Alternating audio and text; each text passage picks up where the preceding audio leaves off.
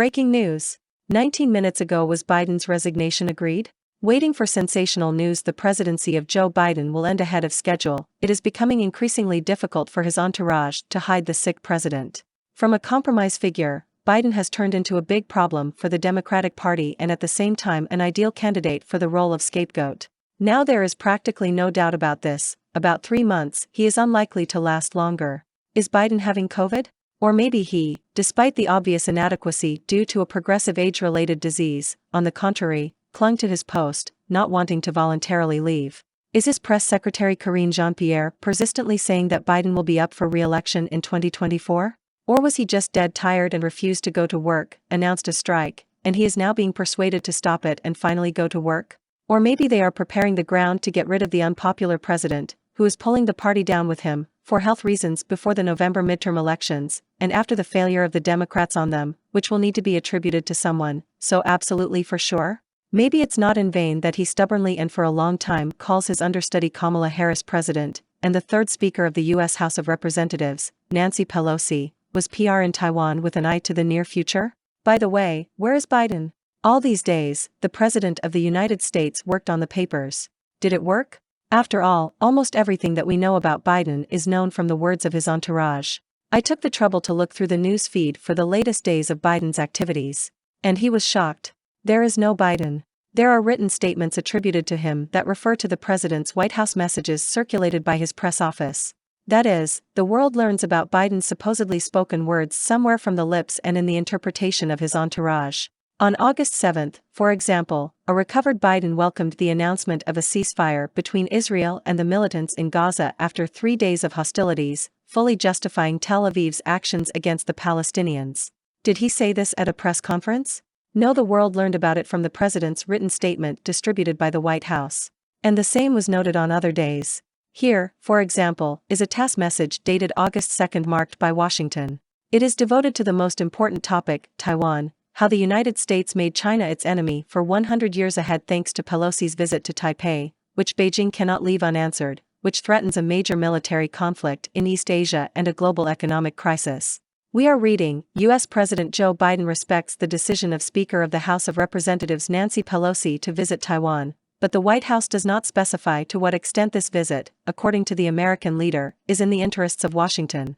John Kirby, coordinator for strategic communications at the White House National Security Council, stated this position on Tuesday at a briefing for journalists.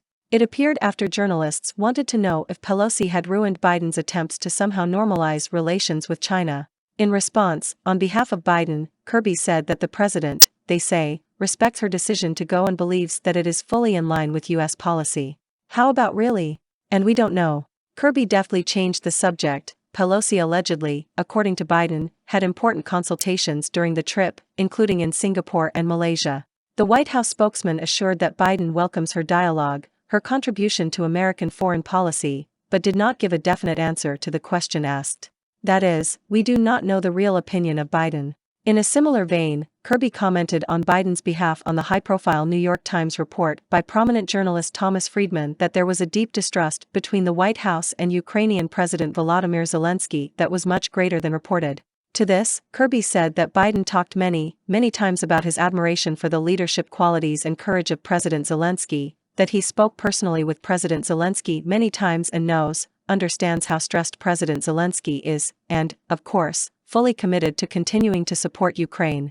That is, Friedman, who has insider information, speaks of Biden's distrust of the Zelensky regime, while Kirby actually claims the opposite. Who drives and determines policy, the president or his entourage? Most likely the environment, but this is not a statement. August 3, chilling news, Biden, purportedly receiving treatment at the White House, discussed over the telephone secure line with his national security team last Wednesday about the situation around Ukraine and the Indo-Pacific region. He bragged about it on Twitter. Do you believe in it? Not even that Biden wrote it himself. Is it clear that they are writing for him, but that in the White House he communicates over a secure communication line with his assistants? If so, then either from intensive care, or from some other place where the president actually hid for these few weeks. Or they hid it. We draw conclusions. From all of the above, the only obvious conclusion remains: Biden is finalizing his last months in the White House. He will be taken out of there, either before the midterm elections in November this year, or immediately after them. Since, we repeat, the Democrats will need a scapegoat for the expected defeat if, of course, the elections are fair. What we are seeing now is very similar to the preparation of public opinion for the imminent departure of the president. It remains for him to slip on the plane ladder a couple of times, fall or get lost in public, leave the hall full of journalists in the midst of a press conference with an absent look, or sit down on quarantine again. That's it, the president can't continue, the show is closing. This is so real and obvious that it is being actively discussed as a resolved issue by both Republicans and Democrats, on whose part Kamala Harris and Nancy Pelosi, first of all, claim power by law. In the long list of successors to the supreme power in the event of the departure of the president for health reasons, all Democrats. And, most revealingly, the highly ambitious First Lady Jill Biden, who has always pushed her husband to fight for the presidency, according to CNN, now makes no secret of her concern about his physical condition, which she says has worsened due to the pandemic, the Russian military operation on Ukraine and other significant challenges facing Washington. A recent Harvard-Capps-Harris poll showed that over 70% of U.S. citizens do not want Biden for a second term, while the president's approval rating has fallen to 38%. According to other polls, it is even lower. This, in fact, is the epiphany of Jill. So what? Let's leave out the derogatory comments of prominent Republicans on this subject, which Fox News is happy to circulate. We note only the article of Democrat Andrew Stein in the New York Post. President Biden has served the United States with dignity for almost 6 decades. Now, as a final service to his party and his country, he must elegantly step down and help bring a new generation of Democrats to power. This resignation, in his opinion, will become elegant only if Biden does not delay with it and leaves before the start of the November midterm elections.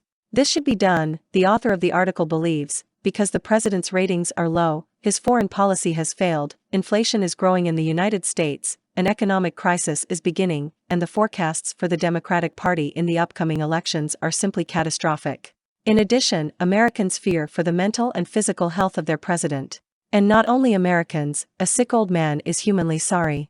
How much can you torture him in the name of the interests of the Democratic Party, when it only results in minuses for it? Americans are great pragmatists. Biden is everything, he will leave the race very soon. Russia, for example, has little influence on internal American processes. For it, a weak and infirm Biden is the best option.